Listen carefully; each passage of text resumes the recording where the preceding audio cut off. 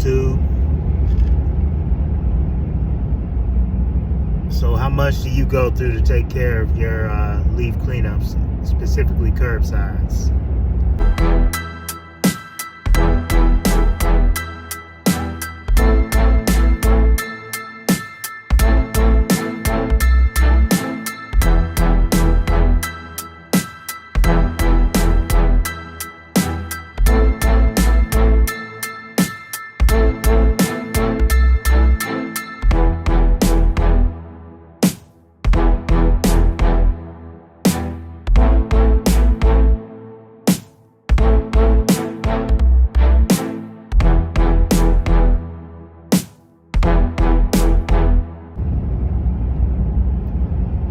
It's Mike back here with Lawn Dude.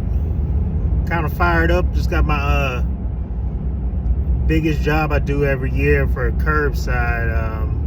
Just finally finished that sucker. I started yesterday.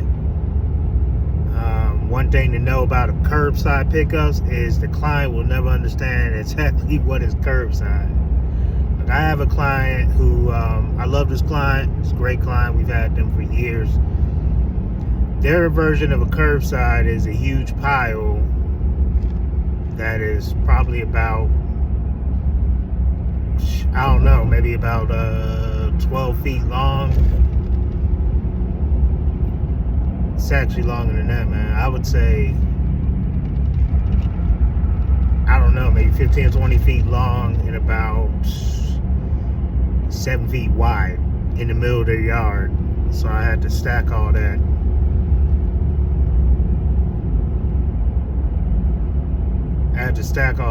And get it ready for me to pick up. So every curbside I get to is about the same. They're all wide piles that aren't exactly by the curb line. You gotta sit there and spend extra time doing them. So this specifically is on curbside leaf removal. One thing to understand is, yeah, it's great to go out here and get a vac. But there's a couple things that you need to know ahead of time before you decide whether or not you want to offer this service. Number one, you buy a debris loader. I'm going to tell you right now, you're probably only getting 1 month of use of that thing for out the whole year. It's almost like buying a snowplow where it's seasonal. Difference is, a debris loader, you're guaranteed to get that work as long as you already have curbsides. You can go out here and say, I will offer the service to every contractor out here, and still might not happen that way. I have yard signs from UZ Marketing. Obviously, they don't sponsor me. That say curbside leaf removal. I've been putting those out for 2 years. I don't think I've gotten business off of that. I've more so gotten the same clients I've always had for curbside. You know, current clients, a couple people that see me out there picking up piles from current clients. They'll sign up with us, and basically, just one thing to understand is that is a specialty equipment type of job, which is why for me, I do have a Turf 1 debris loader, also known as a Weebang debris loader. It's about half the price of what all these bigger leaf loaders are. And that's why I got that, because of return on investment. And I'm sorry, but spending $7,000-8,000 on a debris loader that's going to be 1 month of use is hard to justify for me. But either which way, that's the first point. Second point goes off of that. You got to keep your maintenance up. I'm a guy who is a maintenance freak. I'm always maintaining everything. And even so, my debris loader, just about every stop, and keep in mind, I just bought it last season. I take care of it. I do maintenance. Every stop I use it, I pretty much have to start it with starter fluid. Even with me doing all the maintenance, just because of all the dust that them things suck in. No matter how much you clean up the air filter and all that stuff, just know those things take more abuse than probably any other piece of equipment you could have. Just because the leaves, the debris that they're sucking in, all the dust that's in the air, especially with dry leaves. And another thing is, to know, here's another point. If leaves are wet,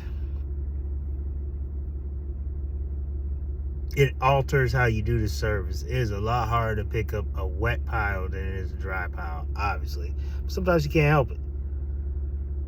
Now, the next point would be, where are you dumping it at and how are they charging you? For me, the nearest dump site for all contractors out here, all commercial contractors, is all the way up the road. It's about 20 miles outside of my area, which sucks. I literally pass a dump that is connected to the same landfill that we go to, but they only accept leaves from contractors up where I'm heading to actually right now. As you can see the trailer in the back, the leaf trailer. So if they are charging by the weight, this goes back to the wet leaves thing. I'll give you an example. I filled up the whole trailer on Monday. It was $40. Not bad. I filled up the trailer yesterday and it rained for like 2 days before then.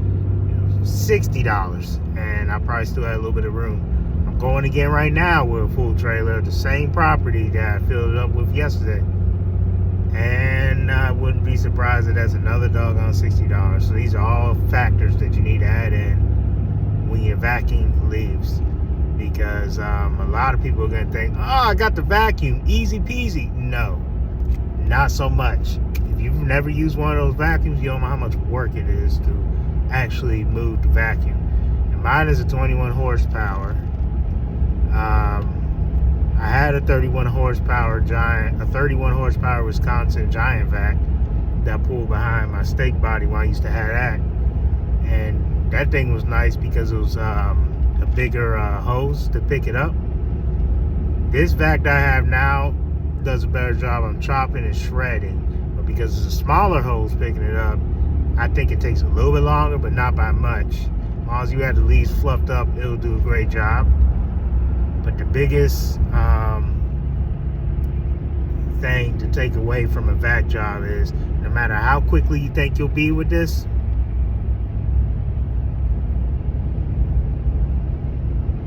the job 9 out of 10 times won't be as quick as you think. Like all these jobs where I'm filling up the whole entire trailer, I'm looking at least about an hour, maybe 2 sometimes, especially the leaves aren't fluffed up. And then on top of that, like I said, there's almost no customer out there that knows exactly where the curbside is and what's better for us. So the next point would also be, are you doing it by yourself? Are you doing it with help? I know in the past when I've had my guy come out with me, it's not as bad because he could drive the truck up while moving the hose. But this year, as you know, I've been solo this fall. So it's easier to pile it all into one pile to where you back the truck up and just one time drop the hose and, you know, work it from there. So it's a lot of factors to think about when it comes to curbside pickup. And I thought I'd be the one to say all this because these videos aren't put out here. Everybody just goes, oh, you should get a debris loader. But they don't tell you about the nitty gritty, you know, as to how it is to run those and what to factor in when it comes to these jobs. I think it's worth it to have it. Obviously for me, it is. But it's not going to be for everyone. It's definitely not going to be for everyone. Just off of all the factors I just listed. So again, you get a couple big curbsides, you better believe that might be all you'll be able to do that day. Like my biggest job that I just did, I spent 2 hours vacuuming at that job yesterday, just vacuuming. I spent another 2 hours this morning vacuuming it. So that's 4 hours total I spent on the one job site. So hopefully these are quick tips, man, that help y'all out. Take it easy. Peace.